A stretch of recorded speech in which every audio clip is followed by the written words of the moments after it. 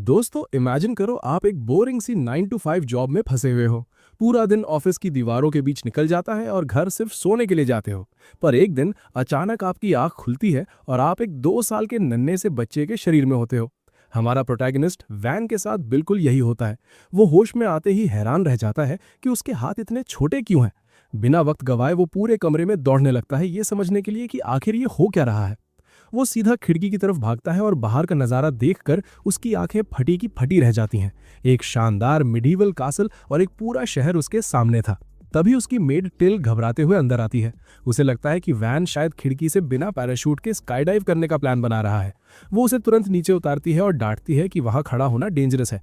Van बड़े आराम से कहता है कि वो बस सीनरी देखकर इतना खो गया था कि खुद को रोक नहीं पाया। टिल बेचारी शॉक में आ जाती है क्योंकि एक 2 साल का बच्चा इतनी फ्लुएंट इंग्लिश कैसे बोल रहा है। इस उम्र में तो इसे स्किबिडी टॉयलेट और फोर्टनाइट वाला ब्रेन रॉट देखना चाहिए था। जीनियस और रीइंकारनेशन। तभी वैन को धुंधली सी यादें आने लगती हैं कि वो पहले भी यहाँ रह चुका है। वो सोचा थोड़ा रिकैप कर ही लिया जाए, तो वो टिल को बताता है कि उसका नाम वैन नेफर्टियो है और उसके पिता मार्किस जाउपा है। यही नहीं, उसे अपने तीनों बड़े भाइयों के नाम भी याद है। टिल को लगता है कि भाई ये बच्चा तो न्यूटन का दूसरा रूप है। ब्रेकफास्ट का वक्त होता है और तीन तीन मेड्स वैन को घेर लेती हैं उसे खाना खिलाने के लिए, क्योंकि वो है ही इतना क्यूट। वैन को ये अटेंशन काफी पसंद आ रही है। भले ही शरीर बच्चे का है पर दिमाग तो वही मिडिल एज्ड ठरकी वाला है ना। अचानक वैन के पिता जाउपा अपने बेटों से उनके दिन भर के प्लान्स पूछते हैं। बाकी सब तो अपनी पढ़ाई लिखाई के बारे में बताते हैं। फिर जाउपा वैन की तरफ मुड़ते हैं और पूछते हैं कि उसका क्या प्लान है। वैन बड़े सीरियस होकर जवाब देता है कि उसे अभी कुछ नहीं पता, इसलिए वो बेसिक्स से शुरू करेगा और अपने देश की हिस्ट्री और कल्चर को समझेगा। उसके भाई तो उसे ऐसे बोलते देख दंग रह जाते हैं, पर जाउपा जोर से हंसते हैं कि उन्होंने अपने सबसे छोटे बेटे को अंडर एस्टिमेट किया।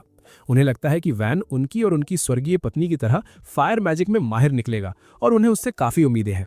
वैन जानता है कि इस दुनिया में अलग अलग मैजिक एलिमेंट्स हैं, पर नोबल्स सिर्फ उन 4 एलिमेंट्स यानी कि फायर, वाटर, विंड और अर्थ को पसंद करते हैं जिनमें ऑफेंसिव पावर ज्यादा हो। बाकी सबको तो बेकार समझा जाता है। और उसके बाकी भाइयों के पास उन 4 में से ही एक एक एलिमेंट है। The hard path of a prodigy. उसी दिन बाद में टिल उससे देश के बारे में सीखता है। वो ये जानकर काफी एक्साइटेड होता है कि यहाँ कितनी सारी इंटेलिजेंट स्पीशीज हैं। टिल उसे बताती है कि वही पुराने एल्व्स, ड्वर्व्स और बाकी सब हैं, पर दूसरी मेट्स कहती हैं कि बच्चे को ये सब समझ नहीं आएगा। वैन उन्हें इग्नोरेंट बिचेस बोलकर इग्नोर करता है और टिल से मैजिक टूल्स के बारे में पूछने लगता है। टिल उसे मैजिक क्रिस्टल्स और रॉक्स के बारे में बताती है जो मैजिक स्टोर कर सकते हैं। जब वैन अभी सिर्फ बेसिक्स ही समझ रहा होता है, तभी पुराना बटलर एस्पर्टा उसके सामने किताबों का ढेर लगा देता है। वो कहता है कि प्रॉपर एजुकेशन शुरू करने से पहले ये देखना जरूरी है कि उसे कितना आता है। वैन उसकी डरावनी मूंछों यानी कि मुस्टैच को देखकर थोड़ा घबरा जाता है और कहता है कि उसे पढ़ना तो नहीं आता पर थोड़ी बहुत मैथ आती है। बटलर एकदम बेसिक सवाल पूछता है, 3 + 5 कितने होते हैं? जब वैन बिना उंगलियों पर गिने जवाब दे देता है तो बटलर इतना इंप्रेस हो जाता है कि वो खुद उसे पढ़ाने का फैसला करता है।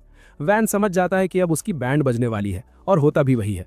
एस्पर्टा उसे सुबह से शाम तक पढ़ाता है, पर इसका फायदा ये होता है कि वैन सिर्फ कुछ ही हफ्तों में लिखना और पढ़ना सीख जाता है।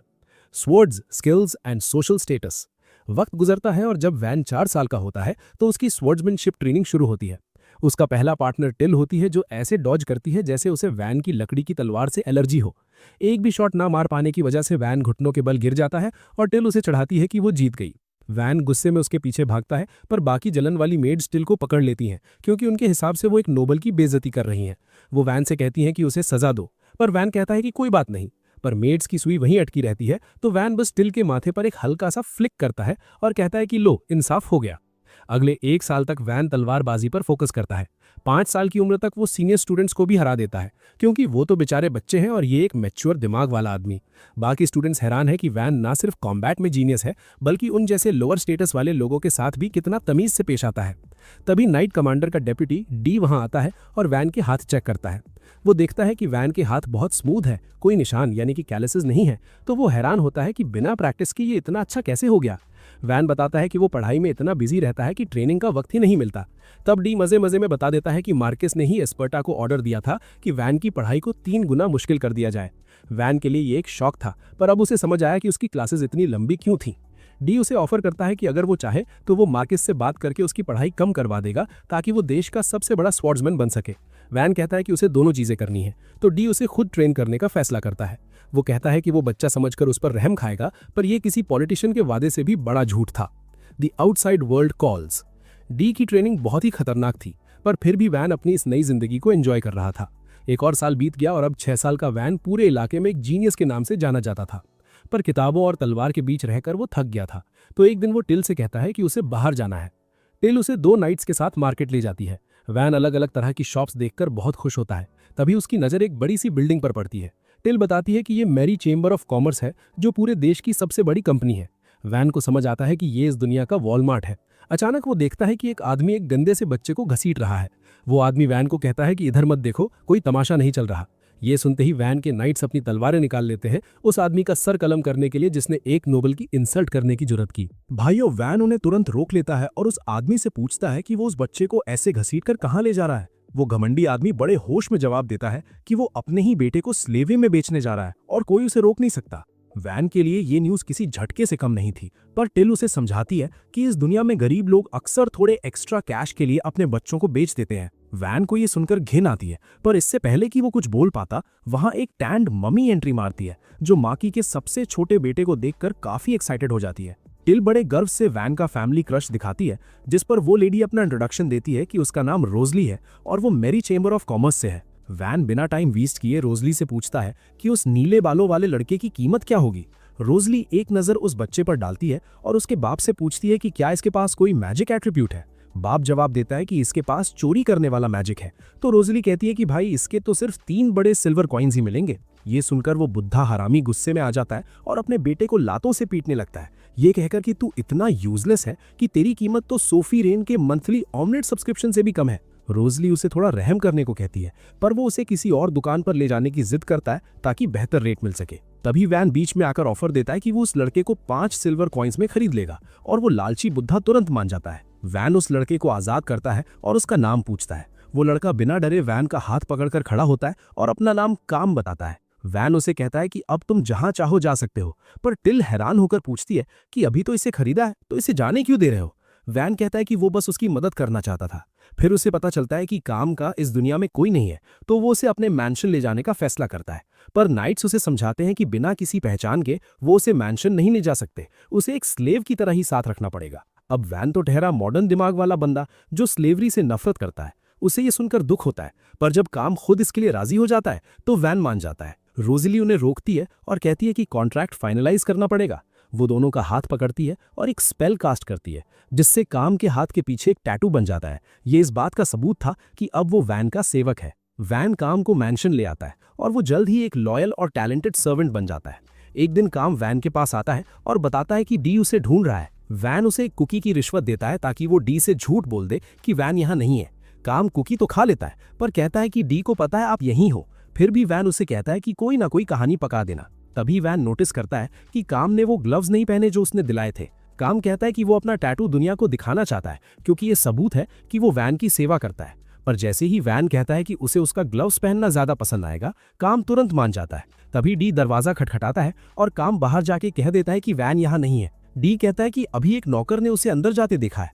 तो काम पलटकर जवाब देता है कि उसने जरूर दिन दहाड़े नशा कर रखा होगा, श्रूम्स। डी को शक होता है क्योंकि काम के मुंह पर कुकी के क्रम्स लगे थे, पर वो तुरंत मुंह साफ करके कहता है कि शायद आपने नशा किया है जो आपको ये सब दिख रहा है। डी उस स्लेव लड़के की हिम्मत देखकर इंप्रेस हो जाता है कि वो अपने मास्टर के लिए उससे भी भिड़ गया, इसलिए वो वैन की जगह काम को ही रगड़ने का फैसला करता है। 2 साल और बीत जाते हैं और वैन अब 8 साल का हो गया है, यानी उसकी अप्रेजल सेरेमनी का वक्त आ गया है। सबको उससे बहुत उम्मीदें हैं। लोग चाहते हैं कि वो उनका अगला लॉर्ड बने, क्योंकि वो जीनियस होने के साथ साथ बहुत नेक दिल भी है। उसके पिता को पूरा यकीन है कि वैन के पास फायर मैजिक होगा, पर उनकी सारी उम्मीदें मिट्टी में मिल जाती हैं जब पता चलता है कि वैन के पास प्रोडक्शन मैजिक है। जाओपा कहता है कि नोबल्स के लिए ये सबसे घटिया मैजिक है, क्योंकि इससे सिर्फ रॉ मटेरियल और इमेजिनेशन से तलवारें और सामान बनाया जाता है। वो कहता है कि ये काम तो बिना मैजिक के भी हो सकता है और किसी नोबल को लोहार यानी ब्लैक स्मिथ बनने की जरूरत नहीं है। जाओपा गुस्से में पागल हो जाता है, क्योंकि वो और उसकी वाइफ दोनों स्ट्रॉन्ग फायर मेजर्स थे और वो ये बर्दाश्त नहीं कर सकता कि उनका बेटा इतना कमजोर मैजिक रखे।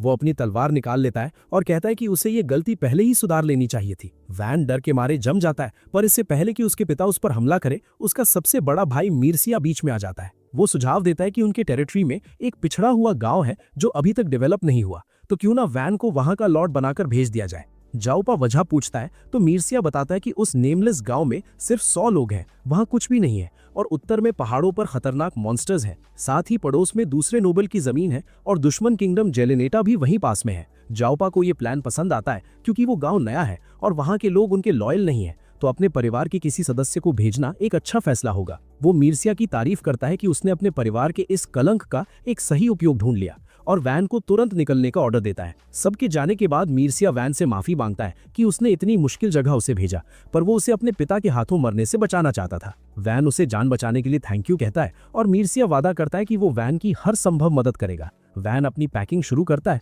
और टिल मार्किस पर काफी गुस्सा होती है, पर वैन कहता है कि वो एक्चुअली खुश है क्योंकि वहां उसे काफी फ्री टाइम मिलेगा। जब सामान कैरेज में लोड हो रहा होता है, वैन सोचता है कि उसके पिता ने उसे कोई नाइट नहीं दिया और मीरसिया को गार्ड्स हायर करने पड़े। पहले सिर्फ काम को साथ जाने की इजाजत थी, पर मीरसिया की वजह से अब टिल भी साथ जा रही है।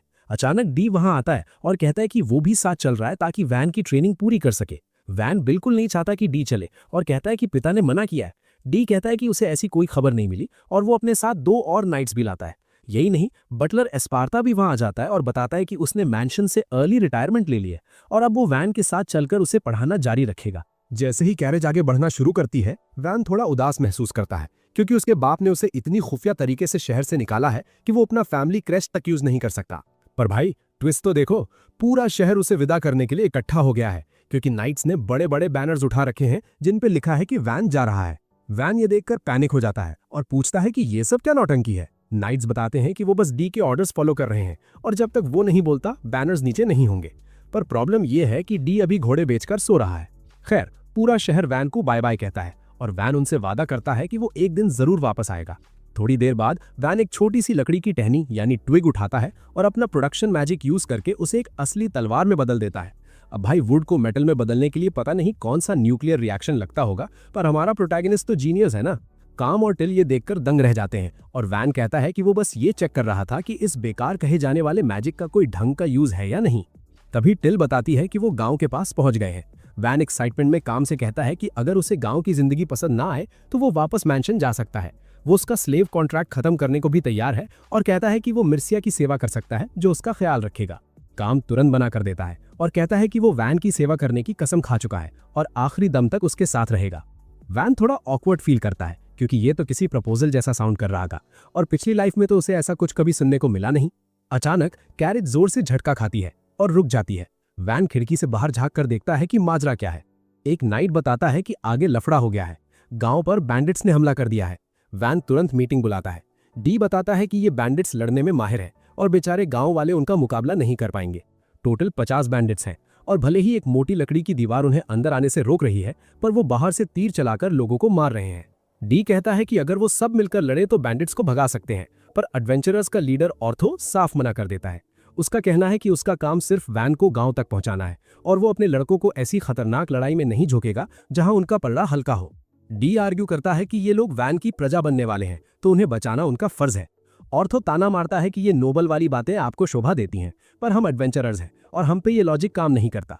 डी के पास इसका कोई जवाब नहीं होता, तो वो ऑर्थो से कहता है कि वो वैन की रक्षा करे जबकि वो और उसके नाइट्स बैंडिट से भिड़ेंगे। उसे पता है कि वो शायद जिंदा ना बचें, इसलिए वो एडवेंचरर से कहता है कि अगर जरूरत पड़े तो वैन को लेकर वापस शहर भाग जाना। लेकिन एस्पार्ता इस बेवकूफी भरे प्लान को रिजेक्ट कर देता है। वो सबको बताता है कि भले ही वो एक मामूली नौकर दिखता हो, पर वो असल में एक एलिमेंटल मेज है और वो उन्हें ये लड़ाई जितवाएगा। किसी को यकीन नहीं होता, पर एस्पार्टा अनाउंस करता है कि वो एक मिट्टी की दीवार बनाएगा और एडवेंचरर्स उसके पीछे से हमला करेंगे। इससे बैंडिट्स का ध्यान भटक जाएगा और डी अपने नाइट्स के साथ साइड से अटैक करेगा। एस्पार्टा का मानना है कि जब बैंडिट्स हर तरफ से घिर जाएंगे तो वो भाग खड़े होंगे। वैन उससे पूछता है कि क्या वो पीछे रहकर अकेले लड़ने वाला है। बुढ़ा बटलर कहता है कि हाँ, उसे बैंडिट्स का ध्यान अपनी तरफ खींचने के लिए अटैक करते रहना होगा। वैन कहता है कि ये बहुत रिस्की है, पर एस्पार्टा एक शानदार मौत मरना चाहता है। वैन गुस्से में कहता है कि मेरे परिवार की इतने सालों तक सेवा करने के बाद मैं तुम्हें ऐसे मरने नहीं दे सकता और ना ही मैं नाइट्स की बलि देना चाहता हूँ। वो जानता है कि अगर डी और एस्पार्टा मर गए तो वो अकेले गांव डेवलप नहीं कर पाएगा और उसके बाप उसे फेलियर के लिए एग्जीक्यूट करवा देगा। इसलिए वैन एक नया आइडिया निकालता है और कहता है कि डीकॉय वो खुद बनेगा। सब शौक हो जाते हैं। टिल तो साफ मना कर देती है और कहती है कि उसकी जगह वो जाएगी और काम भी तैयार हो जाता है। वैन कहता है कि वो अपने किसी भी प्यारे को मरते हुए नहीं देख सकता, इसलिए डीकॉय वही बनेगा। उसका प्लान है कि वो कैरेज लेकर सीधा बैंडिट्स के बीच घुस जाएगा ताकि बाकी सबको साइड से अटैक करने का मौका मिले। डी को ये बहुत रिस्की लगता है, पर वैन उसे याद दिलाता है कि ट्रेनिंग उसने ही दी है, तो वो इतनी जल्दी नहीं मरेगा, और अगर मर भी गया तो अपनी प्रजा के लिए जान देना एक नोबल के लिए सबसे बड़ा सम्मान है। वो अपनी तलवार निकालता है और डी से कहता है कि अगर वो मारा जाए तो उसकी बॉडी वहीं छोड़ देना, क्योंकि वो नहीं चाहता कि उसकी मौत से उसके खानदान का नाम खराब हो। वैन की ये बातें ऑर्थो के दिल को छू जाती हैं। उसे पहले लगता था कि ये नोबल का बेटा कोई घमंडी अमीरजादा होगा, पर जब वैन ने खुद आकर उससे तमीज से बात की और उसे बैडएस बोला तो उसका नजरिया बदल गया था। अब वैन को अपनी जान जोखिम में डालते देख ऑर्थो का ज़मीर जाग जाता है और कहता है कि वो भी लड़ेगा। वैन कहता है कि ये तुम्हारे कॉन्ट्रैक्ट में नहीं है, पर ऑर्थो जवाब देता है कि एक बच्चे को खतरे में डालकर मैं खुद को बैडएस कैसे कह सकता हूँ। उसके साथी भी मान जाते हैं और डी भी आगे आता है ये कहते हुए कि अपने लॉर्ड को अकेले खतरे में डालकर वो जिंदा नहीं रह सकता। स्पार्टा भी राजी हो जाता है और कहता है कि अगर वैन को लगता है कि जान देना कोई अच्छी स्ट्रैटेजी है तो उसे फिर से बेसिक सीखने होंगे। वो तुरंत कुछ ही सेकंड्स में एक मिट्टी की दीवार खड़ी कर देता है और सबको अपनी पोजीशंस पर भेज देता है। ऑर्थो और उसका एक तगड़ा साथी एक तरफ से निकलते हैं और डी दूसरी तरफ से। इधर बाकी एडवेंचरर्स दीवार के पीछे से तीर चलाकर बैंडिट्स की भीड़ कम करने लगते हैं। बैंडिट्स का लीडर उन्हें दीवार के पीछे वाले लोगों पर अटैक करने का ऑर्डर देता है। तभी डी वहां तूफान की तरह आता है और एक साथ कई बैंडिट्स को साफ कर देता है। ऑर्थो और नाइट्स भी हमले में शामिल हो जाते हैं। माहौल इतना डरावना हो जाता है कि जब डी अपनी मेनेसिंग ऑरा निकालता है तो बैंडिट्स की डर के मारे पैंट गीली हो जाती है और वो भागने लगते हैं। बैंडिट लीडर समझ जाता है कि वो ऐसे नहीं जीत पाएगा, तो वो गुस्से में दीवार की तरफ भागता है। ऑर्थो सबको अलर्ट करने की कोशिश करता है, पर कोई रिएक्ट नहीं कर पाता।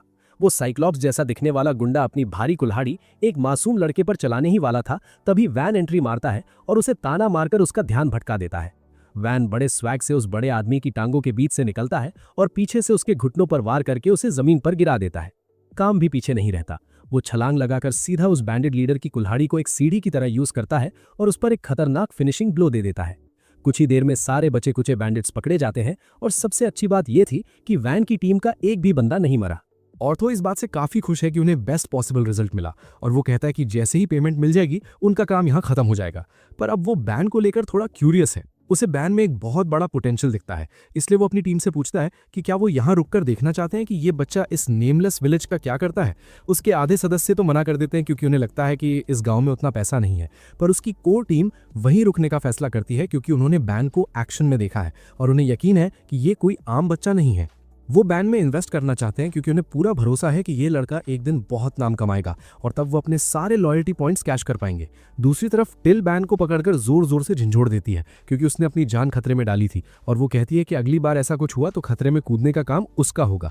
तभी डी और बाकी सब वहां आते हैं और बैन को बताते हैं कि सारे विलेजर्स गेट पर जमा हो गए हैं।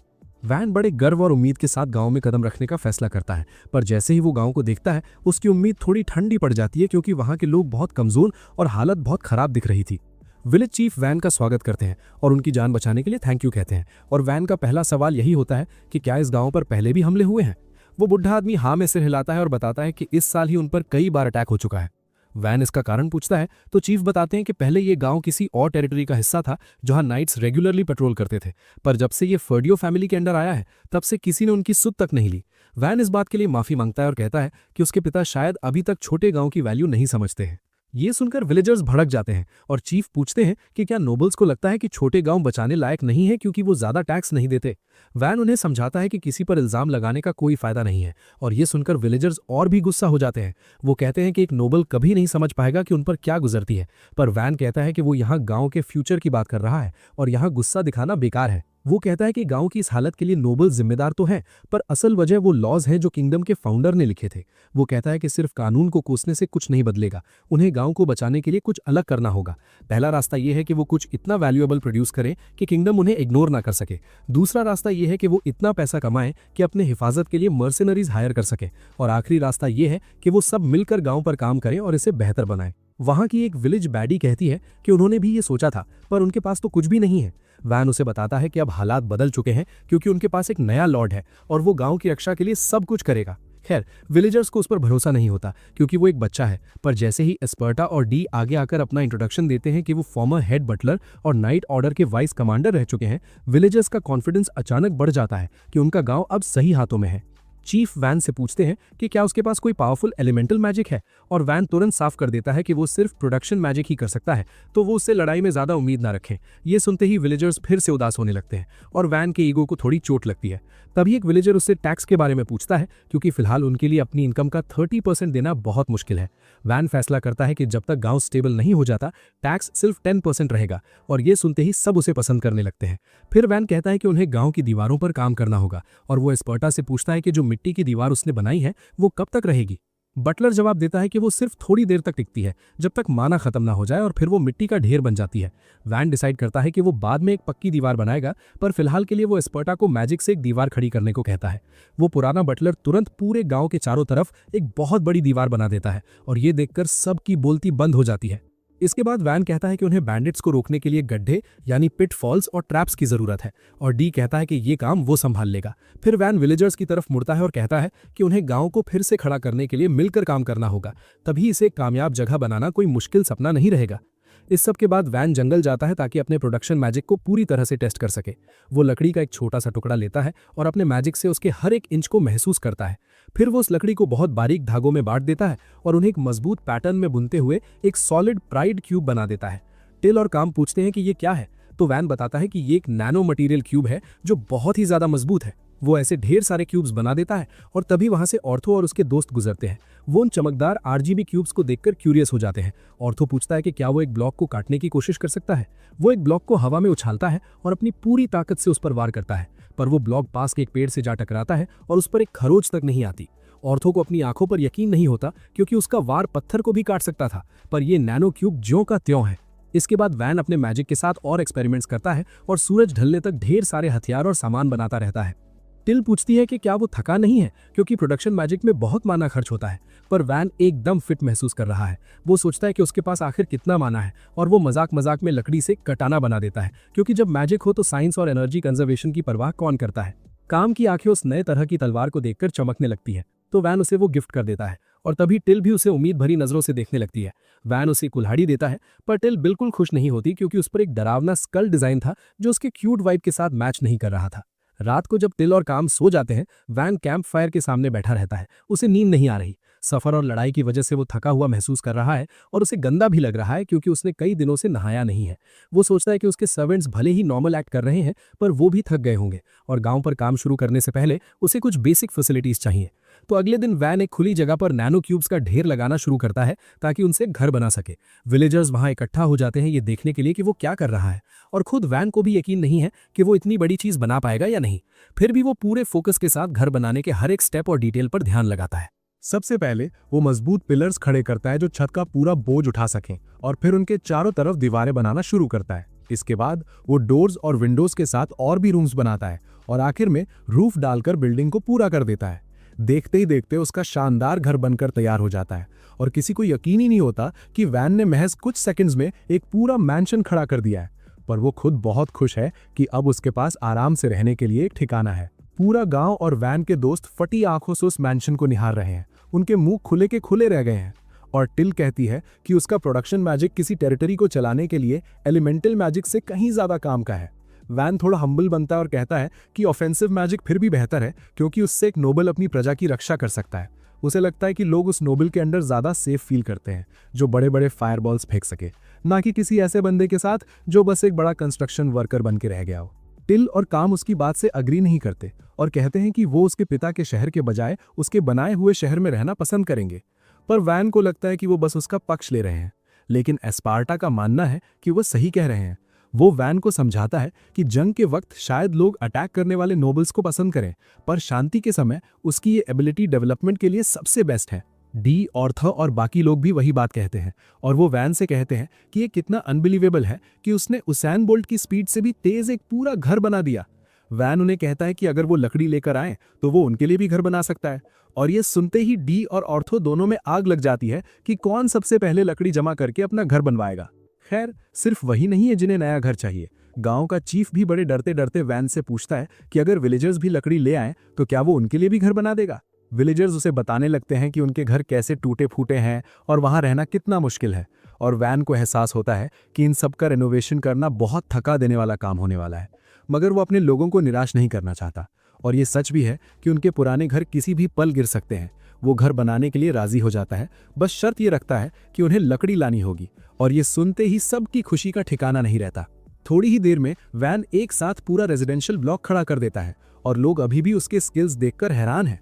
वो कहते हैं कि एक तो इतना बड़ा माना पूल होना अलग बात है, ऊपर से वैन को एक सेटलमेंट का प्रॉपर लेआउट प्लान करना भी आता है। वैन आर्किटेक्चर और डिजाइन के बारे में अपना ज्ञान झाड़ने लगता है और बताता है कि उसने ग्रिड लेआउट यूज किया है, जिसमें हर यूनिट 4 घरों से बनी है और उनके बीच मजबूत और चौड़ी सड़कें हैं। फिलहाल उसने सारे घर एक जैसे बनाए हैं ताकि किसी में लड़ाई ना हो, पर वो प्लान करता है कि आगे चलकर वो इनका रेनोवेशन करेगा जब उनके पास और मजबूत रॉ मटेरियल आ जाएगा। विलेजर्स बहुत एहसानमंद महसूस करते हैं और अपनी थोड़ी बहुत फसल वैन को गिफ्ट के तौर पर देते हैं। इसके बाद वैन अपने मैंशन के पास एक पब्लिक बाथ हाउस बनाता है क्योंकि वो रोज नहाना चाहता है, पर विलेजर्स भी उसे लेकर काफी क्यूरियस है। टिल और वो ग्रीन हेड मेज प्लूरियल वैन को अपने साथ नहाने के लिए कहती हैं, जिसे सुनकर वो घबरा जाता है और उन्हें याद दिलाता है कि वो दिमाग से एक बड़ा आदमी है। लड़कियों को पहले नहाने का मौका मिलता है और प्लूरियल कहती है कि वैन उन बाकी नोबल्स जैसा बिल्कुल नहीं है जिनसे वो मिली है, वो सच में बहुत नेक और समझदार है। टिल तुरंत अपने मास्टर की तारीफें शुरू करती है और जब वो अपनी नई दोस्त को ये सब बता चुकती है, तब लड़कों की बारी आती है। वैन और काम पहले अंदर जाते हैं और वैन नोटिस करता है कि डी के साथ रोज ट्रेनिंग करके काम के मसल्स बनने लगे हैं और तभी वहां डी की एंट्री होती है। डी और नाइट्स उसी वक्त बाथ हाउस आ जाते हैं और फिर वो मसल ब्रेन्ड इडियट उस पब्लिक बाथ में ही अपनी भारी भरकम तलवार घुमाने लगता है। नहाने के बाद वैन अपने कमरे में आराम करने जाता है और बेड पर गिर जाता है, ये सोचते हुए कि इस थका देने वाले दिन के बाद अब वो सुकून से सो सकता है। अगली सुबह जब उसकी आंख खुलती है तो वो देखता है कि नाइट्स ने रेडर्स से बचने के लिए गांव के चारों तरफ एक खाई खोद दी है और वैन कहता है कि बेस्ट रिजल्ट्स के लिए इसे पानी से भरना जरूरी है। उन्हें पीने, खेती और पब्लिक बाथ के लिए भी पानी चाहिए, इसलिए वैन डिसाइड करता है कि उनकी अगली प्रायोरिटी पानी का एक पक्का जरिया ढूंढना होगा। वो तुरंत पास के एक वाटर बॉडी का मुआयना करता है और फिर एस्पार्टा उस दिशा में एक छोटी सी कैनाल यानी नहर बना देता है। डी और बाकी लोग उस नहर को और चौड़ा और लंबा करने में लग जाते हैं और वैन उनके पीछे पीछे चलता है, अपने मैजिक से दीवारों और नहर के तल को स्टेबलाइज करता है ताकि पानी लीक ना हो। वो देखता है कि डी को सख्त मिट्टी को खोदने में बड़ा मजा आ रहा है और एस्पार्टा कहता है कि 40 साल की उम्र के हिसाब से वो काफी एक्टिव है। काम और नाइट्स भी जी तोड़ मेहनत कर रहे हैं और वैन को लगता है कि नहर पूरी होने में कम से कम 1 हफ्ता लगेगा। फिर भी वो गांव तक पानी पहुंचाने के लिए एकदम जिद्दी है, क्योंकि एक बार बेसिक फैसिलिटीज आ गई तो मर्चेंट्स आना शुरू हो जाएंगे और वो सबका स्टैंडर्ड ऑफ लिविंग सुधार सकेगा। लेकिन लगता है वैन ने अपने वर्कर्स के जोश को थोड़ा ज्यादा ही एस्टिमेट कर लिया है, क्योंकि दिन खत्म होते होते वो गांव के आधे रास्ते तक पहुंच गए हैं। वैन कहता है कि इतना काफी है और उन्हें रुकने को बोलता है, पर डी पूछता है कि प्रॉब्लम क्या है, क्योंकि वो तो अभी और काम कर सकता है। वैन उसे समझाता है कि हर किसी में उसकी जैसी बिग डी एनर्जी नहीं है और बेचारे काम और बाकी लोग तो थककर उनकी मम्मी के फेवरेट टॉय की तरह कांप रहे हैं।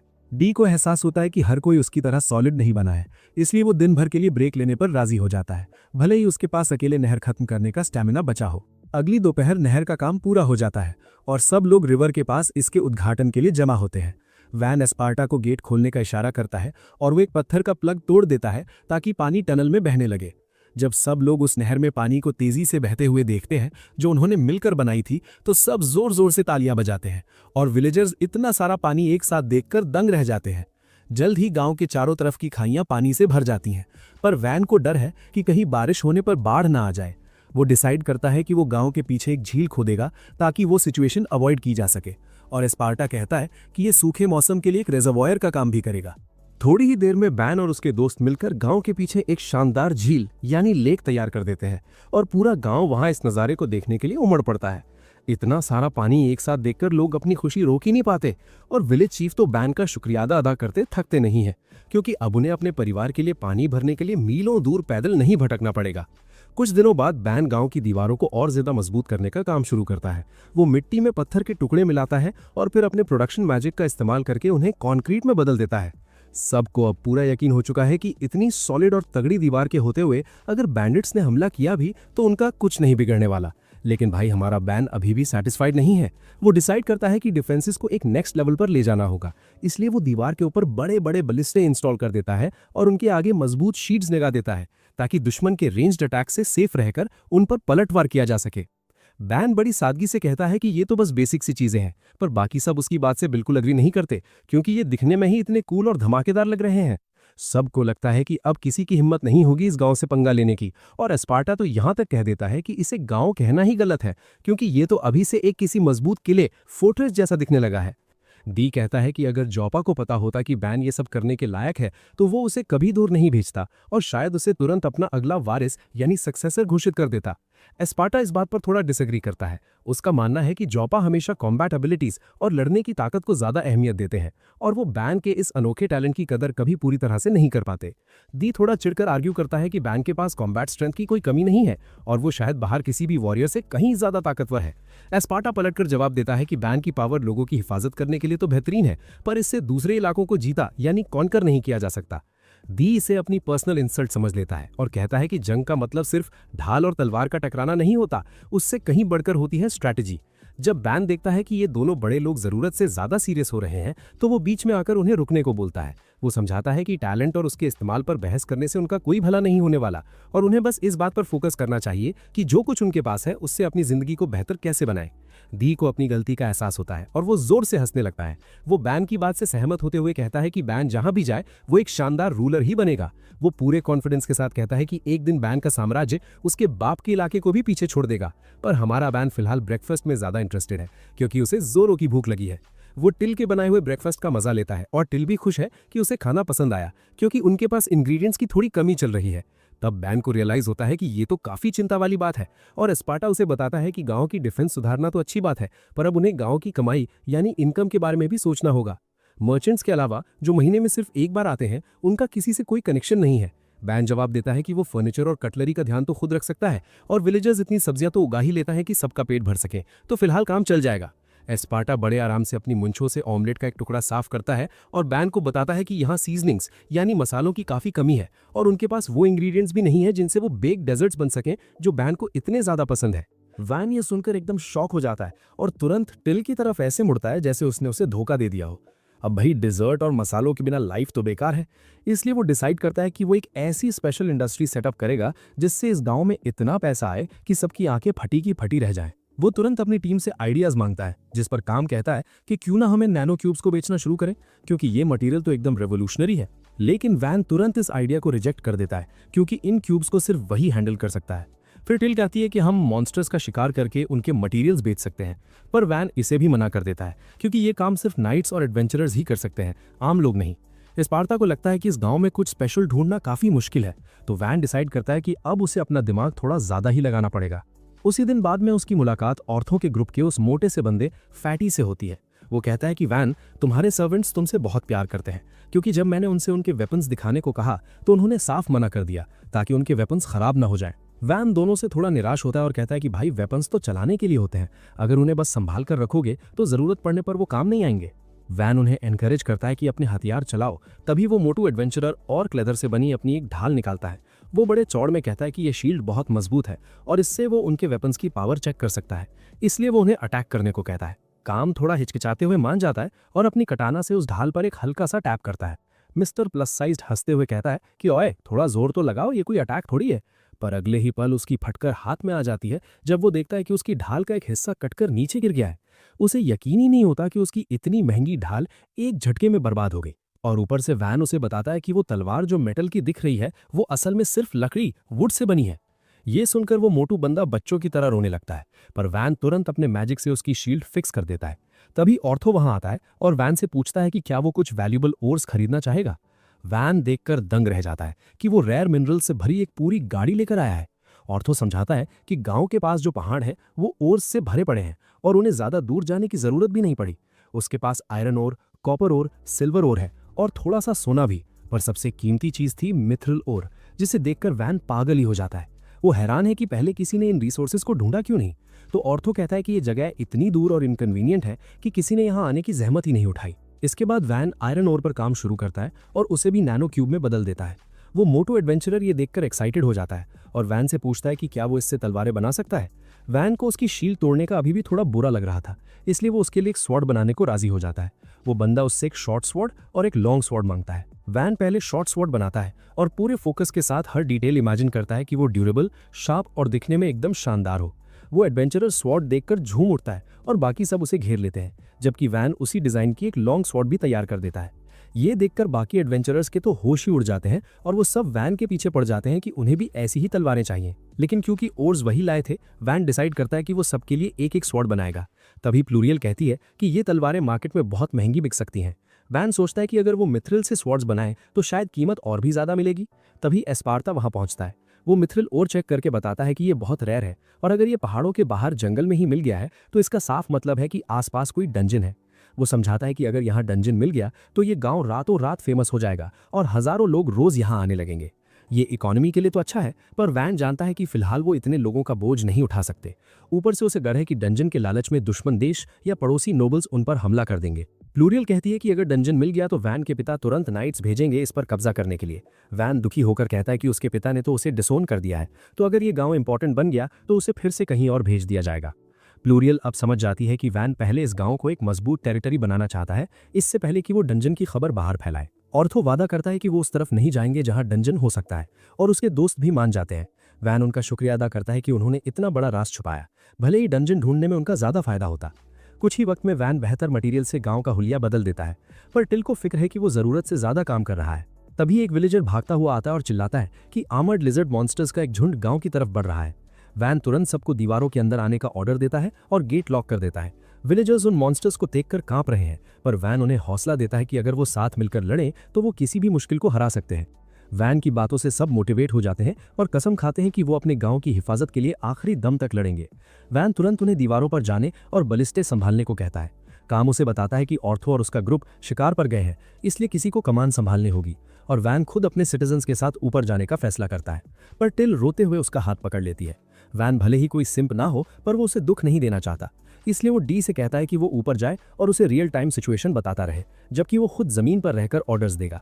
डी उसका ऑर्डर मानता है और तुरंत दीवार पर चढ़ता है, पर सामने का नजारा देखकर उसके भी होश उड़ जाते हैं। वो डी को बताता है कि लगभग 40 आर्मर्ड लिजर्ड्स उनकी तरफ बढ़ रही हैं और भाई उनकी ऊंचाई 8 मीटर्स के आसपास है, यानी फ्रीडम यूनिट्स में समझो तो 3 हाथी एक के ऊपर एक खड़े हों। ये देखकर डी थोड़ा घबरा जाता है, क्योंकि बड़े बड़े वेटरन नाइट्स का ग्रुप भी एक अकेली आर्मर्ड लिजर्ड को गिराने में पसीने छोड़ देता है, और यहाँ उनके पास गिने चुने ट्रेन फाइटर्स ही हैं।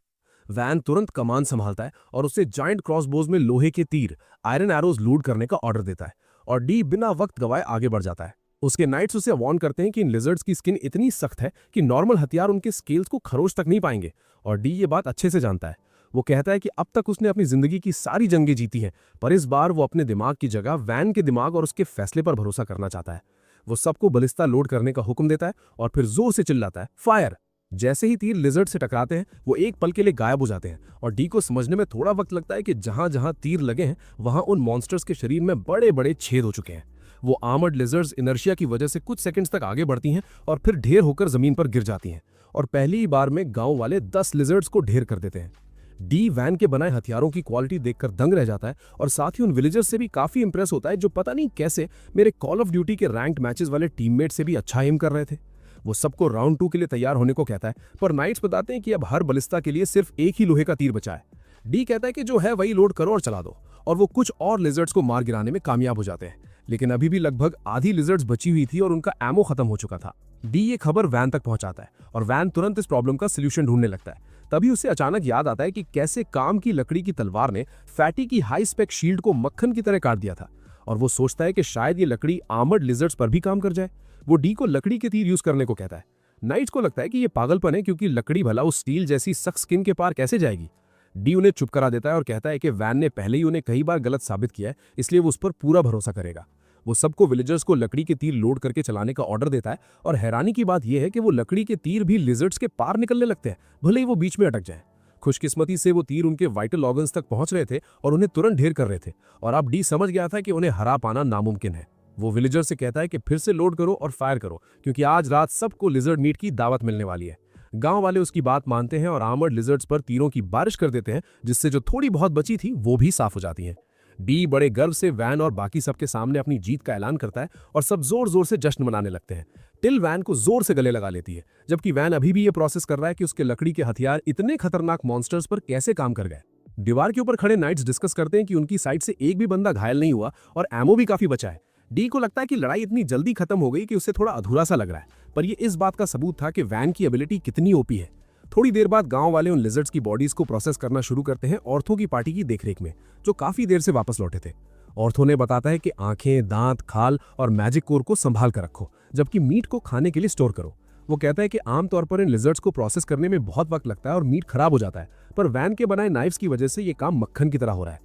तभी वैन वहां आता है और मीट का पहाड़ देखकर फैसला करता है कि वो इस जीत की खुशी में एक शानदार पार्टी देंगे। रात को जश्न शुरू होता है और लोग जी भरकर मीट खाते हैं। ऑर्थो का ग्रुप वैन से बात करते हुए कहता है कि उनके बनाए हथियार कमाल के हैं। डी ये सुन लेता है और थोड़ा जलकर वैन से पूछता है कि क्या उसने पहले एडवेंचरर्स के लिए हथियार बनाए थे। ऑर्थो और उसके दोस्त अपनी तलवारें दिखा दिखाकर शो ऑफ करने लगते हैं। डी को थोड़ी जलन होने लगती है और वैन से कहता है कि मेरे लिए भी एक स्वॉर्ड बना दो, और उसके लिए वो ब्लैंक चेक देने को भी तैयार है। बाकी नाइट्स भी वैन से हथियार मांगने लगते हैं और वो थोड़ा शर्माते हुए कहता है कि वो उनसे पैसे नहीं ले सकता, पर अभी वो थोड़ा बिजी है। वो वादा करता है कि गांव के मामले सुलझते ही वो उनके लिए नया गियर बनाएगा और नाइट्स इससे खुश हो जाते हैं। इसके बाद ऑर्थो वैन को बताता है कि वैसे तो एक आर्मर्ड लिजर्ड 20 गोल्ड कॉइन्स में बिकती है, पर क्योंकि मीट खराब हो जाएगा तो उन्हें लगभग 8 गोल्ड कॉइन्स पर लिजर्ड मिल सकते हैं। ये फिर भी बहुत बड़ा अमाउंट था और वैन सोचने लगता है कि वो इतने सारे पैसों का क्या करेगा। तभी एस्पार्टा एक बुरी खबर देता है कि अगर कोई गांव 100 गोल्ड कॉइन से ज्यादा कमाता है तो उसका आधा हिस्सा टैक्स के रूप में मार्किस को देना पड़ता है। ये सुनकर वैन को ऐसा लगता है जैसे उसकी लाइफ की सारी सेविंग्स किसी क्रिप्टो स्कैम में उड़ गई हो, और वो पूछता है कि क्या टैक्स चोरी करने का कोई रास्ता है। एस्पार्टा मना कर देता है क्योंकि इतने सारे मटेरियल की सेल छुपाना नामुमकिन है और वैन की सारी उम्मीदें टूट जाती हैं। पर उसे सबसे ज्यादा डर इस बात का है कि उसके बाप को इस गांव की अहमियत पता चल जाएगी और वो उसे फिर से किसी दूर दराज जगह भेज देगा। अचानक एस्पार्टा को एक सोल्यूशन सूझता है। वो कहता है कि वो जलपा के बजाय सीधा मिर्सिया को रिपोर्ट कर सकते हैं। वैन को समझ आता है कि वो इन लिजर्ड्स को हराने का सारा क्रेडिट अपने बड़े भाई को दे सकते हैं, जिससे उनकी हरकतें छुपी रहेंगी और वो इसी गांव में और वक्त तक रुक पाएंगे। अगले दिन 2 मर्चेंट्स गांव आते हैं और सामने इतनी बड़ी किले जैसी दीवार देखकर उनके तोते उड़ जाते हैं। वो एक दूसरे पर चिल्लाने लगते हैं कि गूगल मैप्स गलत पड़ा और रास्ता भटक गए। तभी वैन गेट के ऊपर प्रकट होता है और उनका स्वागत करता है। मर्चेंट्स हैरान है क्योंकि वो वैन को मार्किस के जीनियस बेटे के रूप में पहचानते हैं और सोचते हैं कि वो यहाँ क्या कर रहे हैं। वो अपना इंट्रो बेल और रैंगो के रूप में देते हैं, जो मेरी चेंबर ऑफ कॉमर्स से है, और वैन उन्हें अंदर बुला लेता है। जैसे ही वो दोनों भाई वेयरहाउस पहुंचे, आर्मर्ड लिजर्ड्स का ढेर देखकर उनके जबड़े जमीन पर गिर गए। उन्हें यकीन ही नहीं हो रहा कि इतने छोटे गांव ने इतने सारे मॉन्स्टर्स का शिकार किया है। पर वैन बस ये जानना चाहता है कि क्या वो ये सब खरीद सकते हैं। मर्चेंट्स तुरंत हाँ कह देते हैं, पर वैन से 1 महीने का वक्त मांगते हैं क्योंकि उन्हें इस सब की इवैल्यूएशन और ट्रांसपोर्ट के लिए एक पूरी टीम बुलानी पड़ेगी। वैन इस बात पर राजी हो जाता है और उनसे कहता है कि वो थोड़ा मीट फ्री में ले जाएं, क्योंकि अभी उसके पास कोई फ्रिज बनाने की टेक्निक नहीं है और ये सब यूं ही सड़ जाएगा। फिर वो उन दोनों भाइयों को कुछ वेपन्स दिखाता है जो सेल के लिए हैं, और भाई उनकी क्वालिटी देखकर उनके होश उड़ जाते हैं। वो बिना किसी बार्गेनिंग के वैन की मांगी हुई कीमत पर तुरंत मान जाते हैं और वैन उनसे कहता है कि वो इन हथियारों को मार्केट में प्रमोट करें।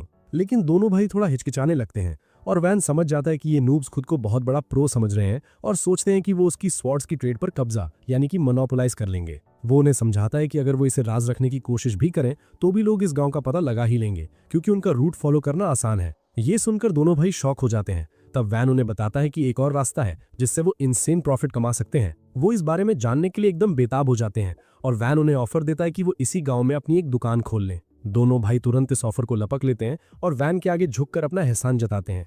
वैन उन्हें कहता है कि वो अभी की अभी अपनी शॉप खड़ी करें। इससे पहले कि उन्हें समझ आए कि वो क्या कह रहा है, वैन उनके लिए उनके सपनों जैसी एक शानदार शॉप बना देता है और कहता है कि वो उनके साथ बिजनेस करने के लिए एक्साइटेड है। कुछ ही देर बाद वैन के पास 2 ऐसे मेहमान आते हैं जिनकी उसने उम्मीद भी नहीं की थी। एक नोबल लड़की है जो लगभग उसी की उम्र की है, और दूसरी एक बैड एस नाइट मॉमी जो उसकी हिफाजत कर रही है।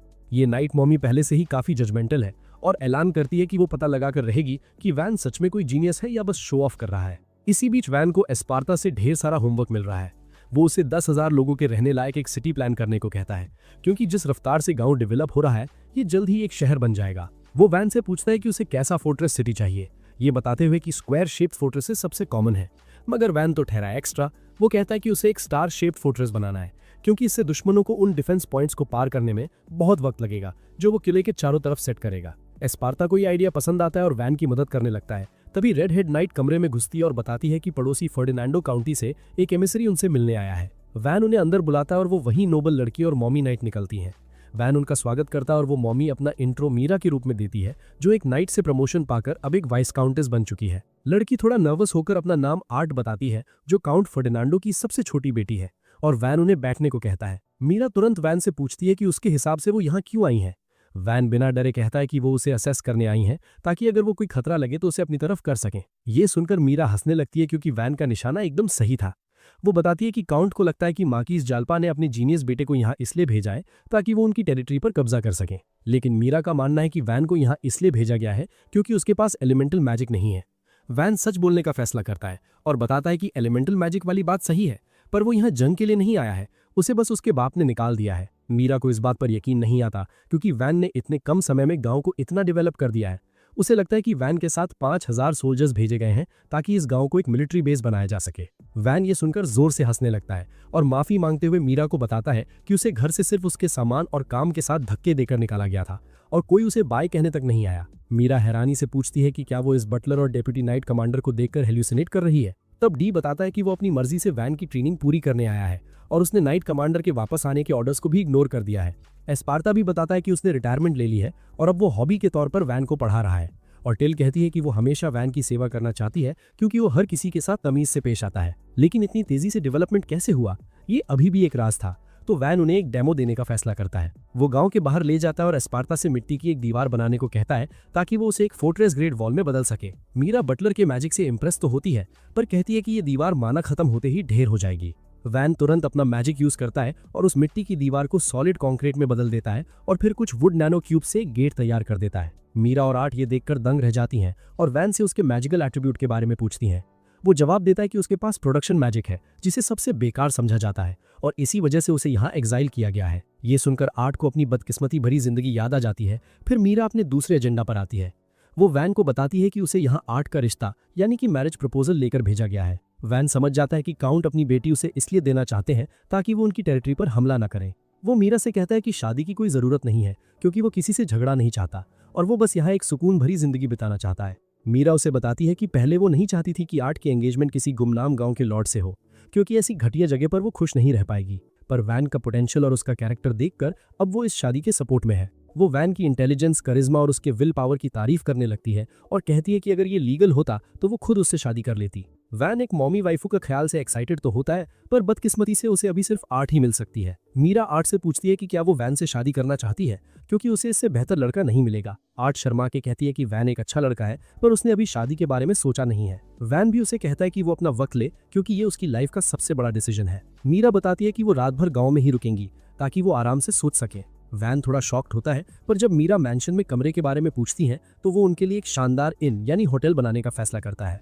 इसके बाद वो डिनर करते हैं और वैन उस लड़की के बारे में और जानने की कोशिश करता है जो शायद उसकी फ्यूचर वाइफू बन सकती है। वो बताती है कि उसे फूल और डॉल्स जैसी क्यूट चीजें पसंद है और वैन उन डॉल्स को देखने की इच्छा जताता है। आर्ट खुश है कि कोई उसमें इंटरेस्ट ले रहा है और वो अपनी कैरेज में रखी डॉल्स दिखाने के लिए मान जाती है। बाद में वैन उन्हें इन तक छोड़ने जाता है और मीरा उन दोनों बच्चों को अकेला छोड़ देती है ताकि वो बात कर सकें। आर्ट वैन को नाइस गाय बोलकर अपने कमरे की तरफ भाग जाती है। वैन वापस मैंशन आता है जहां एस्पार्टा उसे समझाता है कि क्योंकि काउंट ने अपनी बेटी को एक नेमलेस विलेज के लॉर्ड से शादी के लिए भेजा है, इसका मतलब है कि उसके पास भी कोई एलिमेंटल मैजिक नहीं है। वैन को रियलाइज होता है कि आर्ट को भी उसकी तरह घर से निकाल दिया गया है और वो डिसाइड करता है कि अगर वो चाहे तो गाँव में रुक सकती है, भले ही उनकी एंगेजमेंट ना हो। अगली सुबह टिल और काम वैन को जल्दी में जगाते हैं और वो गुस्से में उनसे वजह पूछता है क्योंकि वो अपने सपने में सिडनी स्विनी को किस करने ही वाला था। टिल उसे समझाती है कि असल जिंदगी में उसके पास इससे कहीं ज्यादा इंपॉर्टेंट काम है और डी और एस्पार्टा पहले ही मौके पर पहुंच चुके हैं। वैन उनसे रिक्वेस्ट करता है कि कम से कम उसे ढंग से बताएं तो सही कि हो क्या रहा है।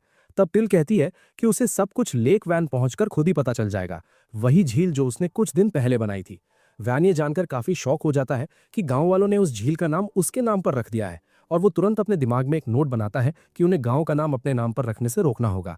वो जल्दी ही झील के किनारे पहुंचता है जहां पूरा गांव पहले से ही जमा था। डी उसे सीधा उस हंगामे की वजह तक ले जाता है जो असल में झील में छुपी एक नन्ही सी मरमेड थी। एस्पार्टा वैन को बताता है कि मरमेड्स आमतौर पर घने जंगलों की खूबसूरत नदियों में रहती हैं जहां इंसान उन्हें गंदा करने के लिए नहीं पहुंच सकते, लेकिन वैन की बनाई इस झील में कुछ मरमेड्स प्रकट हो गई हैं और कोई समझ नहीं पा रहा कि इतनी रेयर स्पीशीज इतनी दूर यहां तक कैसे आई। वैन फैसला करता है कि वो खुद मरमेड से बात करके उसके यहाँ आने का कारण जानेगा, पर वो उसके सवालों का कोई जवाब नहीं देती। वो सोचता है कि क्या ये बहरी है या इसे इंसानी जुबान समझ नहीं आती। फिर वो एक ऐसा नुस्खा निकालता है जो पक्का काम करेगा। वो टिल और काम को ढेर सारा मीट लाने का ऑर्डर देता है क्योंकि जैसा वैन ने सोचा था, खाने की भाषा हर कोई समझता है। रोस्टेड मीट को देखकर मरमेड उसकी तरफ तैरती हुई आती है और पूछती है कि क्या वो सच में इसे खा सकती है। वैन कहता है कि ये शक तुम्हारा ही है, और जैसे ही मरमेड उसे खाती है उसे एहसास होता है कि ये तो उसी आर्मर्ड लिजर्ड का मांस है।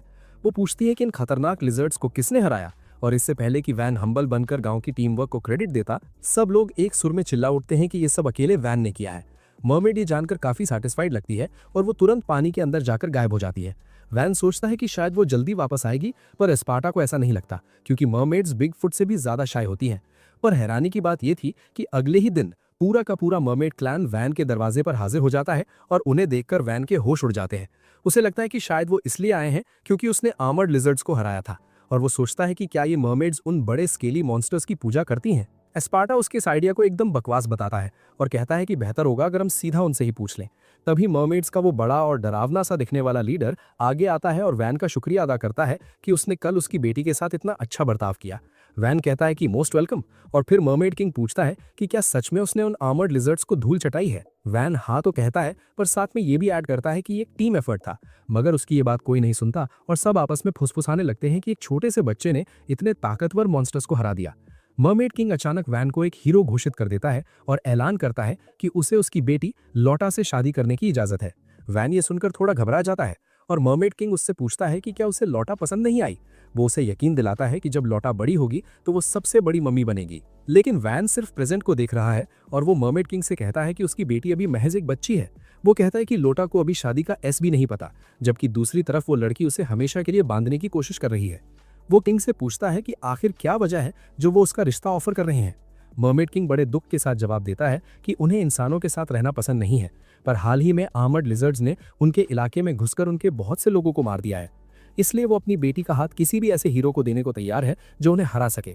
वैन अब उनका लॉजिक समझ जाता है और उनसे कहता है कि उन्हें अपने लोगों की हिफाजत के लिए बेटी का सौदा करने की जरूरत नहीं है। वो मर्मेड किंग से कहता है कि लोटा को बड़ी होकर अपनी मर्जी से शादी करने दें क्योंकि वो उनकी मदद सिर्फ इंसानियत के नाते करेगा। मर्मेड किंग पूछता है कि क्या उनके लोग इस झील में रह सकते हैं, और वैन तुरंत उन्हें अपने गांव का हिस्सा बनाने के लिए राजी हो जाता है। वो झील के बीचों बीच तुरंत 2 शानदार फ्लोटिंग हाउसेस बना देता है और मर्मेड्स को वहां एकदम घर जैसा फील होने लगता है। तभी एस्पार्टा वैन को याद दिलाता है कि उन्हें सीवेज यानी गंदगी का कुछ करना होगा, और ये सुनकर मर्मेड किंग थोड़ा क्यूरियस हो जाता है। वैन उन्हें अपने गांव की आर्किटेक्चर समझाता है कि कैसे वो एक जॉइंट फ्लश सिस्टम यूज करके सारा कचरा सीवर्स के रास्ते दूर भेज देते हैं। मर्मेड किंग मदद का ऑफर करता है क्योंकि उसके लोग वाटर बेंडिंग में माहिर हैं और उनकी वजह से वैन का काम बहुत आसान हो जाता है। मर्मेड किंग कहता है कि सीवेज फ्लशिंग का काम अब से उनका है क्योंकि एक सेफ जगह के बदले वो कम से कम इतना तो कर ही सकते हैं। तभी वहां आर्ट और मम्मी मीरा पहुंचती हैं और मर्मेड्स को देखकर उनके होश उड़ जाते हैं। मर्मेड किंग अचानक वैन को अपना दामाद कहकर पुकारता है और मदद के लिए थैंक यू कहता है, जिसे सुनकर दोनों इंसान लड़कियां शॉक हो जाती है। मीरा वैन से पूछती है कि क्या उसने मर्मेड से शादी कर ली, जबकि लाइन में पहला नंबर 8 का था। इससे पहले कि वैन ये कंफ्यूजन दूर करता, लोटा बड़े गर्व से ऐलान कर देती है कि वो वैन की पत्नी है। इस वजह से वैन और आर्ट के बीच माहौल थोड़ा गर्म हो जाता है, इसलिए वो अगले दिन उसे बोटिंग सेशन पर बुलाता है ताकि मिसअंडरस्टैंडिंग क्लियर कर सके। आर्ट उसे बताती है कि उसने पहले ही मम्मी से सारी डिटेल सुन ली है, इसलिए अब कोई कंफ्यूजन नहीं है। वैन ये सुनकर चैन की सांस लेता है और फिर आर्ट उसकी तारीफ करने लगती है कि कैसे उसने एक पूरी झील बना दी और गांव को इतना डेवलप कर दिया। तभी लोटा वहां वैन को ग्रीट करने आती है और जब वो उसे किसी दूसरी लड़की के साथ देखती है तो वो जलने लगती है क्योंकि उसके दिमाग में तो वैन उसका पति बन चुका है। अचानक ढेर सारे मर्मेड बच्चे भी बोट के पास आ जाते हैं और वैन को मीट लॉर्ड कहकर पुकारने लगते हैं। वो मस्ती में बोट को इतना जोर से हिलाते हैं कि आर्ट अचानक फिसलकर वैन के ऊपर गिर जाती है। बच्चे इस सीन को बड़े मजे से देखते हैं। आर्ट नर्वस हो जाती है, पर लोटा और भी ज्यादा जेलस हो जाती है। वो फिर से वैन से पूछती है कि अजनबी लड़की उसके पति के साथ क्या कर रही है। वैन उसे याद दिलाता है कि उसने उसके पिता का ऑफर ठुकरा दिया था, इसलिए उनकी एंगेजमेंट तक नहीं हुई है। लोटा बस मुंह फुलाकर पानी के अंदर चली जाती है और बाकी मर्मेड बच्चे वैन पर चिल्लाने लगते हैं कि उसने उनकी प्रिंसेस को रुलाया है। वो बोट को इतना जोर से हिलाने लगते हैं कि आर्ट डर के मारे वैन को कस के पकड़ लेती है। वैन उन बच्चों को मीट की रिश्वत देने की कोशिश करता है, पर वो बिल्कुल नहीं मानते। बाद में खुद मर्मेड किंग वैन का सामना करने आता है और वैन बेचारा उसके सख्त एक्सप्रेशन को देखकर थर थर कांपने लगता है। मर्मेड किंग कहता है कि उसने लोटा से सुना है कि वैन किसी और लड़की के साथ फ्लर्टिंग कर रहा है, जबकि उसकी शादी पहले ही तय हो चुकी है। आर्ट ये सुनकर डर जाती है, पर वैन तुरंत साफ कर देता है कि उसने लोटा से शादी के लिए कभी हाँ नहीं बोला। लेकिन भाई मर्मेड किंग लॉजिक सुनने के मूड में बिल्कुल नहीं है। वो ऐलान कर देता है कि मरफोक और वैन के लोगों के बीच एक तगड़ा कंपटीशन होगा। अगर मर्मेड्स जीत गईं तो वैन को ऑफिशियली लोटा के साथ अपनी शादी कबूल करनी पड़ेगी। वैन मना करने ही वाला होता है कि तभी डी अचानक उसकी तरफ से चैलेंज एक्सेप्ट कर लेता है। डी वैन से वादा करता है कि नाइट ऑर्डर का डेप्यूटी कमांडर होने के नाते वो उसे पक्का जीत दिलवाएगा। यहाँ तक कि एस्पार्टा भी पहली बार डी से अग्री करता है, ये कहकर कि जितनी जल्दी ये लफड़ा खत्म हो, वैन के पास अपनी पढ़ाई के लिए उतना ही ज्यादा वक्त बचा रहेगा। मम्मी मीरा भी वहीं पास थीं और वो भी इस आइडिया को थम्स अप दे देती हैं। वैन कहता है कि अगर वो हार गया तो उसे तुरंत शादी करनी पड़ेगी, पर टिल और काम उसे भरोसा दिलाते हैं कि उसके हारने का तो सवाल ही पैदा नहीं होता। उसे समझ नहीं आता कि डी को हर वक्त उसकी लाइफ में इतना इंटरफेयर करने से कैसे रोके, और आखिर में वो इस कंपटीशन के लिए मान जाता है। मर्मेड किंग कहता है कि फेयर रहने के लिए हम 3 इवेंट्स करेंगे, और वो वैन को पहला इवेंट चुनने का मौका देता है। अब देखो, बजाय कुछ ऐसा चुनने के जहां उसका क्लियर एडवांटेज हो, वैन वाटर पोलो का गेम चुनता है। ये दोनों साइड्स के लिए बराबर का मुश्किल होने वाला था, क्योंकि किसी को आइडिया ही नहीं था कि इसे खेलते कैसे हैं। वैन पहले पॉन्ड के बीच में एक पूल बनाता है और सबको रूल समझाना शुरू करता है। स्पार्टा हैरान है क्योंकि उसने कभी ऐसे गेम के बारे में सुना नहीं, और टिल कहती है कि वैन सच में महान है क्योंकि उसे वो चीजें भी पता है जो पुराने बटलर को नहीं मालूम। खैर, मम्मी मीरा वैन से कहती है कि जो स्विमसूट्स उसने बनाए हैं वो इस एनिमे में गूनर्स को अट्रैक्ट करने के लिए काफी सही है, जबकि डी किसी जिम ब्रो की तरह अपने मसल्स फ्लेक्स करने में बिजी है। वैन मीरा से पूछता है कि क्या वो गेम में हिस्सा लेगी। वो हाँ कहती है, क्योंकि वो चाहती है कि वैन मर्मेड प्रिंसेस के बजाय आर्ट से शादी करे, और उसे प्रोटेक्ट करने के लिए वो कुछ भी करेगी। जल्द ही गेम शुरू होता है, जिसमें मीरा और टिल वैन के गांव को रिप्रेजेंट कर रही हैं, जबकि लोटा और उसके डैड मर्मेड्स की तरफ से खेल रहे हैं। जैसे ही गेम शुरू होता है, मर्मेड किंग एक शानदार सर्विस एस स्कोर करता है। जल्द ही दोनों मर्मेड्स इंसानों पर भारी पड़ने लगती हैं, जो कि किसी दिमाग वाले बंदे के लिए कोई हैरानी की बात नहीं होनी चाहिए। हाफ टाइम तक पॉइंट्स का गैप देखकर टिल अपनी उम्मीद खोने लगती है, पर मीरा ये सुनकर भड़क जाती है। वो पूछती है कि क्या वैन के लिए उसकी लॉयल्टी इतनी कमजोर है जो एक छोटे से चैलेंज से हार मान लेगी। उसके वर्ड्स टिल में एक नई आग भर देते हैं, और सेकंड हाफ में वो दोनों मिलकर मर्मेड से पॉइंट्स वापस छीनने लगती हैं। एक खतरनाक सेकंड हाफ के बाद दोनों टीम्स मैच पॉइंट पर पहुंच जाती हैं, और सब कुछ अगले पॉइंट पर टिका होता है। मीरा मर्मेड किंग के स्पाइक को ब्लॉक करने के लिए छलांग लगाती है, पर वो उसे पार कर लेता है और टिल भी उसे डिफेंड नहीं कर पाती। इसके साथ ही मर्मेड्स पहला राउंड जीत जाती हैं। टिल का दिल टूट जाता है, पर मीरा बिल्कुल मेरे उस कजिन की तरह एक्ट करती है जो 8वीं बार हाईक्यू बिंज वॉच कर रहा हो। वैन को उसे इतना होपफुल देखकर बिल्कुल खुशी नहीं होती, क्योंकि वो पहला गेम हार चुके हैं। फिर मर्मेड किंग उसके पास दूसरे गेम का आइडिया लेकर आता है। वो इसे सिंपल रखता है और कहता है कि हम एक स्विमिंग रिले रेस करेंगे। वैन को रियलाइज होता है कि अब तो वो गया, क्योंकि पानी में मर्मेड्स को हराना नामुमकिन है। मगर डी कहता है कि ये तो सुपर इजी, बेयरली एन इनकन्वीनियंस, और काम भी टीम में शामिल होने के लिए आगे आता है। जल्द ही कंपटीशन शुरू होता है। लोटा और काम डाइव लगाते हैं, और जैसा सबने सोचा था, लोटा तुरंत एक अच्छी लीड बना लेती है। काम उसे पकड़ने के लिए जी तोड़ मेहनत करता है, पर लोटा तो बड़े आराम से तैर रही है। वो अपने टीममेट को टैग करने के लिए पानी के नीचे और भी तेज तैरने लगती है। काम किसी तरह उसके पीछे पीछे पहुंचता है, और जैसे ही वो डी को टैग करता है, असली खेल शुरू होता है। डी बटरफ्लाई स्ट्रोक करना शुरू करता है, जो स्विमिंग का सबसे मुश्किल तरीका है, और वैन सोचता है कि इसने फ्रंट क्रॉल के बजाय ये क्यों चुना। बाकी नाइट्स बताते हैं कि बटरफ्लाई स्ट्रोक से डी अपने मसल्स का पूरा पावर यूज कर सकता है। वो एक मोटर बोट की तरह तेजी से आगे बढ़ता है, मर्मेड को पीछे छोड़ता है और कंपटीशन जीत जाता है। मर्मेड किंग को यकीन नहीं होता कि वो स्विमिंग में हार गए, पर डी को अपनी उपलब्धि यानी अचीवमेंट पर बड़ा गर्व है। वो खुशी खुशी पॉन्ड से बाहर निकलता है, पर उसे यह एहसास नहीं होता कि वो इतनी तेज तैरा था कि वाटर प्रेशर की वजह से उसके स्विमसूट के चिथड़े उड़ गए हैं। उसके बाद मर्मेड किंग वैन के पास आता है, अभी भी अपनी हार को हजम नहीं कर पा रहा, पर मामले को हमेशा के लिए सुलझाने के लिए तैयार है। वो वैन से कहता है कि वो तीसरा और आखिरी गेम चुने, और वैन एक ऐसा आइडिया निकालता है जो दोनों साइड्स के लिए एकदम फेयर हो। वो एक आइस शेविंग मशीन बनाता है और प्लूरियल से कुछ बर्फ तैयार करने को कहता है, जिसे वो शेव करके उस पर फ्लेवर्ड सिरप्स डालता है। सब कंफ्यूज है कि आखिर करना क्या है। तब वैन बताता है कि आखिरी competition shaved ice eating contest है, और वो खुद इसमें हिस्सा लेगा। वो एक पार्टनर मांगता है और आर्ट अपना हाथ उठाती है, जिसे देखकर सब हैरान हो जाते हैं। जल्द ही सब लोग मर्मेड के रेस्ट हाउस में जमा होते हैं, और चारों पार्टिसिपेंट्स के हाथ में शेव्ड आइस का एक बड़ा बोल होता है। वैन सोचता है कि ये कुछ ज्यादा ही बड़ा है, जबकि मीरा आर्ट से कहती है कि अभी भी वक्त है, वो उसकी जगह ले सकती है। पर आर्ट अपने फ्यूचर हस्बैंड के लिए लड़ना बंद नहीं करती, और जैसे ही एस्पार्टा इशारा देता है, सब लोग तेजी से शेव्ड आइस खाना शुरू कर देते हैं। उनमें से एक भी बंदा उस ब्रेन फ्रीज से नहीं बचता जो बर्फ खाने से होता है, लेकिन मर्मेड किंग ने ठान ली है कि वो लोटा की शादी वैन से करवा कर रहेगा। वो ब्रेन फ्रीज को बर्दाश्त करता है और बर्फ खाता रहता है, और लोटा भी उसके पीछे पीछे वही करती है। वैन को लगता है कि अब वो हारने वाले हैं, तभी आर्ट अपने ब्रेन फ्रीज से निकलकर एक एक चम्मच करके बर्फ खाना शुरू करती है। इससे वैन को हिम्मत मिलती है, और वो भी फिर से खाने में लग जाता है। कुछ मिनट की सबसे इंटेंस आइस ईटिंग कॉन्टेस्ट के बाद वैन और आर्ट अपने बोल्स खत्म कर लेते हैं और कॉम्पिटिशन जीत जाते हैं। मर्मेड किंग बड़े दिल से अपनी हार कबूल करता है, और वैन खुश है कि अब उस पर लोटा से शादी का दबाव नहीं रहेगा। फिर भी मर्मेड किंग उसे अभी भी दामाद यानी सन इन लॉ ही बुलाता है, और कहता है कि उसने खुद को उसकी बेटी के और भी ज्यादा लायक साबित कर दिया है। वो ये कहकर अपने घर चला जाता है और बेचारा वैंस सोच में पड़ जाता है कि भाई अगर रिजल्ट्स यही रहने थे तो इस कंपटीशन का मतलब क्या था। तभी जरूरत से ज्यादा बर्फ खाने की वजह से वॉन के पेट में दर्द शुरू हो जाता है और सब लोग उसके चारों तरफ इकट्ठा हो जाते हैं उसका हालचाल पूछने के लिए। दूसरी तरफ मीरा आर्ट से कहती है कि उसने बहुत अच्छा काम किया, पर आर्ट बस दूर से वॉन को निहाल रही है जो अपने लॉयल दोस्तों से घिरा हुआ है। वो सोच में पड़ जाती है कि आखिर वॉन को इतना सारा प्यार और अटेंशन कैसे मिलता है, क्योंकि उसे तो बचपन से ही हमेशा निग्लेक्ट किया गया है। जब वो छोटी थी उसके पिता हमेशा अपने काम में बिजी रहते थे और उनके पास उसके लिए बिल्कुल वक्त नहीं था। उसकी माँ को भी बच्चा पालने में कोई इंटरेस्ट नहीं था, इसलिए उन्होंने आर्ट को एक नैनी के भरोसे छोड़ा और खुद यूरोप में बैकपैकिंग करने निकल गई।